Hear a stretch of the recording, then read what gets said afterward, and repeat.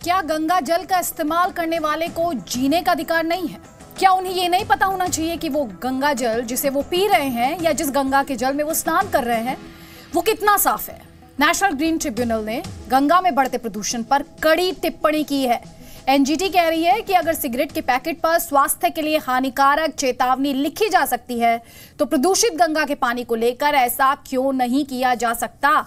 NGT ने कहा कि गंगा नदी के पानी के बारे में लोगों को बताना बहुत जरूरी है। गंगा प्रदूषण को लेकर ट्रिब्यूनल ने नाराजगी जताते हुए कहा कि हरिद्वार और उन्नाव के बीच गंगा नदी का पानी पीने और स्नान करने के लिए ठीक नहीं है, लेकिन लोग बिना ये जाने सब कुछ यूज करते हैं और इससे इनकी सेहत को नुकसान हो सकता है। वो गंगा का पानी पीते हैं, उसमें स्नान करते हैं। आपको बता दें, एनजीटी अध्यक्ष ए.के. गोयल की अध्यक्षता वाली पीठ ने कहा कि गंगा जल का इस्तेमाल करने वाले लोगों के जीवन जीने के अधिकार को स्वीकार करना बेहद जरूरी है और उन्हें इस पानी के बारे में जानकारी दी जानी चाहिए।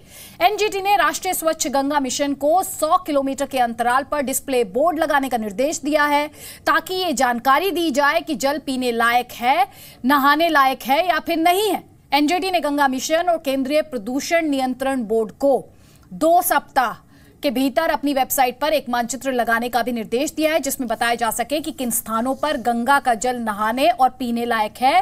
ज्यादा डिटेल्स के लिए रुक करते हैं जी मीडिया संवाददाता कविता का रुख करेंगे और डिटेल्स आप तक पहुंचाएंगे, लेकिन उससे पहले आपको एक रिएक्शन दिखाते हैं। ये तो जो नेशनल ट्रिब्यूनल वाले ने जो कहा है ये पूरी तरह से इस बीजेपी सरकार को लगाया हुआ तमाचा है। गंगा के शुद्धिकरण के लिए और गंगा को साफ करने के लिए हजारों करोड़ रुपया मोदी जी और बीजेपी सरकार ने गंगा के पानी में बह दिया। वो रुपया कहाँ गया ये सवाल अभी खड़ा हो रहा है, क्योंकि इतना पैसा जो गंगा के साफ करने को लगाया है वो अगर लगाते थे तो ये ग्रीन ट्रिब्यूनल वाले ये बातें नहीं करते थे कि गंगा के बाहर बोर्ड लगा दो कि गंगा का पानी प्रदूषित है, आपको अपाय हो जाएगा। ये जो कह रहे हैं इसका मतलब यह है कि गंगा के नाम के ऊपर ये जो पैसा खर्चा किया गया है वो पैसा कहाँ गया है, वो भ्रष्टाचार किसने किया उसकी जांच होनी चाहिए। और रही बात गंगा के बाहर बोर्ड लगाने की, तो ये जाहिर सी बात है कि गंगा का पानी इतना प्रदूषित हो चुका है और अगर ग्रीन ट्रिब्यूनल वाले कह रहे हैं तो वो बोर्ड लगाने से कोई हर्ज नहीं है, वो बोर्ड लगाना पड़ेगा, क्योंकि वो बोर्ड लगाने से मोदी जी की काली करतूत बाहर आ जाएगी। खैर, एनजीटी के इस डिसीजन पर पॉलिटिक्स शुरू हो गई, लेकिन रुक करते हैं कविता शर्मा का, ज्यादा डिटेल्स उनके पास है। कविता, सिगरेट जैसी ही वैधानिक चेतावनी गंगा के पानी को लेकर होनी चाहिए और क्या कुछ कहा गया है और आप हमारे दर्शकों को बताइए इसके मायने क्या है।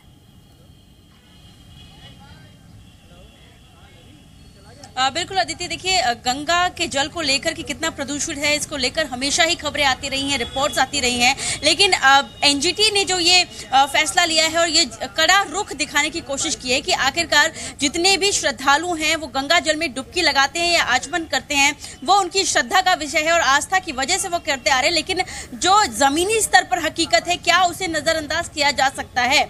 उत्तर प्रदेश के उन्नाव और हरिद्वार में गंगा जल की जो टेस्टिंग हुई है या जो जितना पोल्यूटेड है वो ये बताता है कि किसी भी आम व्यक्ति के लिए वो कितना ज्यादा खतरनाक है। अगर वो आचमन के जरिए वो गंगा जल पीते हैं या फिर हम उससे स्नान करते हैं तो वो किसी भी व्यक्ति के लिए जो है उनकी सेहत के लिए खतरा हो सकता है। और इसीलिए एनजीटी ने ये बार बार कहा कि जब हम सिगरेट पर वैधानिक चेतावनी देते हैं कि ये पीने के बाद आपकी सेहत के लिए नुकसान हो सकता है तो गंगा जल के लिए क्यों नहीं। गंगा जल के साथ अगर अदिति बात करें तो आस्था जुड़ी होती है, जो सदियों से बात चली आती है कि गंगा का जल जो है पवित्र होता है, कभी खराब नहीं हो सकता। लेकिन इसको देखते हुए एनजीटी कह रहा है क्या लोगों की आस्था को और फैक्ट्स को अलग नहीं रखा जा सकता। फैक्ट्स ये हैं कि गंगा का जल प्रदूषित है, इसी को लेकर केंद्र सरकार की ओर से क्लीन गंगा मिशन भी चलाया जा रहा है। बिल्कुल, और हजारों करोड़ रुपए गंगा की सफाई के नाम पर खर्च किए जाते हैं। और अपने दर्शकों को यहां पर हम ये भी बता दें कि पिछले 4 सालों में बाकायदा कितने पैसे गंगा की सफाई के नाम पर खर्च किए गए हैं। केंद्र सरकार ने